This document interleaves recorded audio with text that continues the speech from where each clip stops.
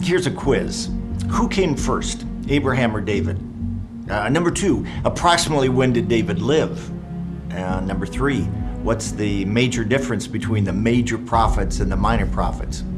Well, don't be embarrassed if you can't answer questions like these about the Old Testament. I mean, it's a huge book with a cast of hundreds of people whose names you probably couldn't pronounce even if you knew who they were. Today, we're beginning a 6-week teaching series from the Old Testament. And here's what we're going to do. Our goal is both to give you an overview, a look at the big picture of the Old Testament, and then each week to draw one practical teaching from that part of the Old Testament. So let's begin with where the Old Testament begins, at the beginning. Genesis 1:1 is a familiar and powerful verse. In the beginning, God created the heavens and the earth. I mean, that's the core truth of what we believe about God and about our world.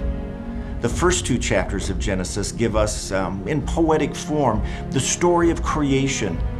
So whether you buy the theory of the Big Bang, however he did it, God created the universe and everything in it, including planet Earth and human beings, including our first parents, Adam and Eve. So God's desire was that the earth would be a perfect environment in which we could live out perfect lives in relationship to each other and, more importantly, with God, in whose image we were made. But the freedom that God gave us as humans meant that we were also free to rebel against our Creator, as Adam and Eve did. Their sin ruined everything. The world became a place of pain, struggle, and death.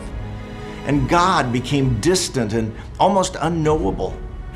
The next 7 chapters of Genesis tell stories of the consequences of humanity's fall into sin. Adam and Eve's son Cain kills his brother Abel. A catastrophic flood wipes out most of humanity. But even then, God works to reestablish his relationship with us. And he lays the groundwork for beginning to reveal himself in a fuller, deeper way through one man, Abraham. The 3rd chapter of Genesis also introduces us to one of the main characters in the story of the Bible, Satan. I mean, sometimes called Lucifer or the devil. He's an angelic being created by God who, in his pride, rebelled against God and became God's enemy.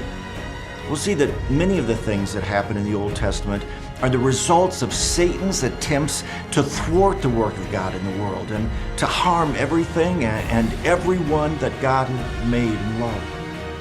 It was this fallen angel who seduced Adam and Eve to question God's love and wisdom and to disobey God's command.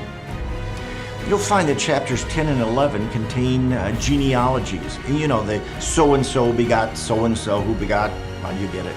We're going to find these all through the Old Testament, but keep in mind that they're not complete genealogies. They don't list every generation, but they do highlight some of the people who were important in the Jews' history, and they remind us that these are stories of actual people who lived and died and begat in the real world. These first 11 chapters of Genesis are called prehistoric in that we can't date them. But when we come to chapter 12, we know that we're about 2000 BC, and we'll pick up the story of Abraham there next week.